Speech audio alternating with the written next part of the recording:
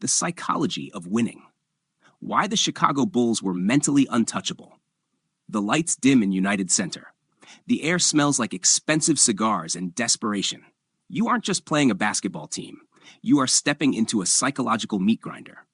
Imagine walking into an arena knowing you have already lost. That was the reality for the NBA in the 1990s. The Chicago Bulls did not just beat you on the scoreboard. They dismantled your soul. They weaponized silence. They turned every perceived slight into a death sentence. This was a dynasty built on the jagged edges of obsession. It was a masterclass in mental dominance. The core of this mental fortress was Michael Jordan. He was not a teammate in the traditional sense. He was a relentless psychological architect. Jordan understood a fundamental truth about competition. Most people break when the pressure becomes personal. He hunted for reasons to hate you. If you were nice to him, he thought you were soft. If you were mean, he used it as fuel. He once fabricated a story about a player named LeBradford Smith saying nice game to him just to motivate himself for a 47-point revenge performance. That is not just talent. That is a calculated choice to live in a state of perpetual war. Phil Jackson was the Zen master who channeled this rage. He did not give standard locker room speeches. He gave out books. He burned sage. He understood that a group of alphas needed a collective ego. He managed the volatile chemistry of Michael Jordan, Scottie Pippen, and Dennis Rodman. These were three entirely different psychological profiles. Pippen was the versatile glue. Rodman was the controlled chaos. Jordan was the apex predator. Jackson convinced them that their individual neuroses were their greatest strengths. He turned a basketball team into a cult of excellence. The 1995-1996 season remains the pinnacle of this mindset. They finished with a 72-10 record. But the numbers don't tell the whole story. The story is in the eyes of their opponents. Teams would show up to the stadium and ask Jordan for autographs before the game. They were fans of their own executioners. The Bulls saw this as a weakness to be exploited. They didn't just want to win by 10 points.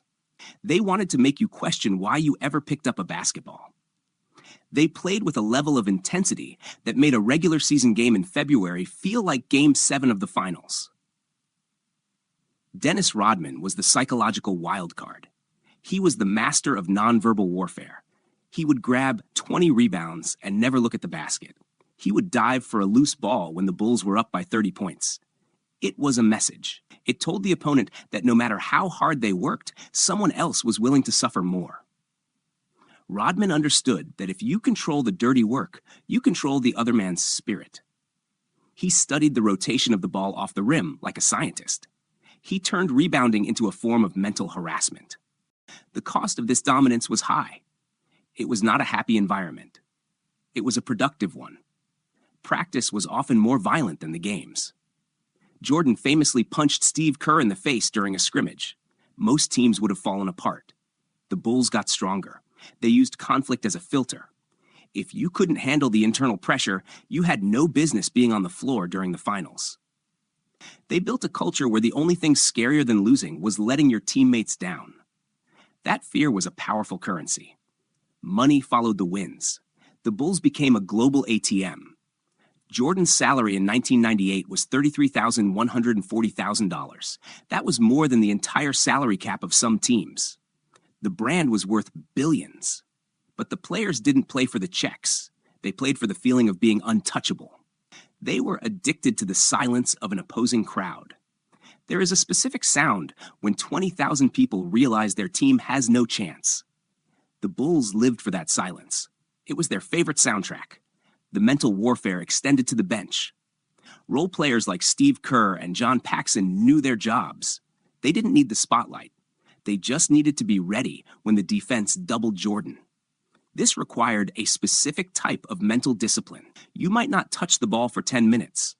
Then, with the season on the line, you are expected to hit a three-pointer. Most players tighten up.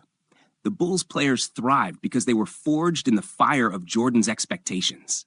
They were more afraid of Michael's glare than the pressure of the shot. Fatigue is a mental state. The 1998 season was the ultimate proof of this. They were old. They were tired. The front office was ready to tear it all down. This was the last dance. Most people fold under that kind of distraction. The Bulls leaned into it. They used the looming end as a reason to tighten their grip. They played 82 regular season games and then went on a grueling playoff run. They didn't have the best legs anymore. They had the best brains. They knew how to manipulate the clock. They knew how to bait refs. They knew how to win ugly. Mental dominance is about the absence of doubt. When the Bulls trailed by 10 points in the fourth quarter, they didn't panic. They waited for you to blink. They knew you were waiting for them to take over. That expectation is a heavy weight for an opponent to carry. It creates a self-fulfilling prophecy. The opponent starts playing not to lose. The Bulls played to destroy. The flu game in the 1997 finals is the ultimate symbol of this. Jordan was physically ruined. He could barely stand. Yet, he scored 38 points. He decided his mind was more powerful than his virus. They created a vacuum where hope went to die. Think about the legends who never won a ring because of this dynasty. Charles Barkley, Patrick Ewing, Reggie Miller, and Karl Malone. These are Hall of Famers. They were all psychologically broken by Chicago. The Bulls didn't just beat them. They convinced an entire generation of stars that they were second-class citizens. That is the definition of a dynasty. It is not just about the trophies in the lobby. It is about the scars left on the competition. The triangle offense was the physical manifestation of their mental unity. It was a system based on reads and reactions. It required players to be in total sync. It wasn't about set plays. It was about shared consciousness. If the defender moved an inch to the left, the whole team adjusted instantly. This level of coordination is terrifying to play against. It feels like you are playing against a single organism with 5 bodies. It removes the randomness from the game. It replaces luck with logic. We often talk about clutch as if it is a gift from the gods. For the Bulls, it was a calculation. They had been in every possible scenario. They had practiced under higher stakes than any game could provide. When the game slowed down in the final 2 minutes, they were in their element. While the other team's hearts were racing at 150 beats per minute, the Bulls were calm. They were the surgeons. The arena was the operating room. The outcome was already decided before the ball was even tipped. There is a lesson here for anyone chasing greatness. Skill is the entry fee. Mindset is the differentiator. The Bulls were not always the most athletic team. They were not always the youngest. They were simply the most disciplined. They refused to let outside noise penetrate their inner circle. They protected their culture with a ferocity that bordered on paranoia. They understood that excellence is a lonely path. They were comfortable in that loneliness. They preferred it. The dynasty ended because of egos and contracts, not because someone beat them.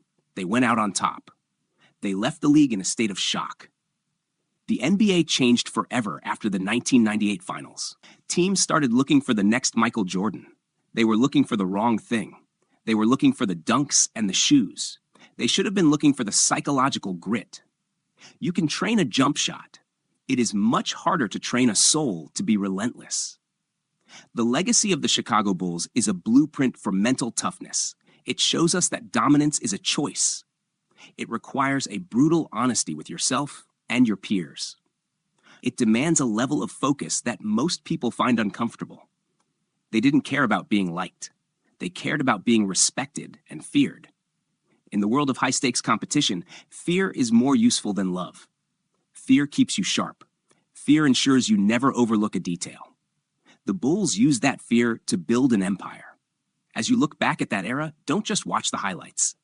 Look at the faces of the men on the other side of the court. Look at the exhaustion and the realization that they are outmatched. That is the true power of the Bulls. They won the game in the tunnel before the warm-ups even started. They were the masters of the mental game. They were untouchable because they decided they were. That is the psychology of winning. It is a cold, hard, and beautiful thing. If you enjoyed breaking down the psychology behind this dynasty, hit like and share this video with someone who loves the mental side of sports. Subscribe to the channel for more deep dives into legendary teams, rivalries, and the mindset that separates champions from everyone else. Stay relentless.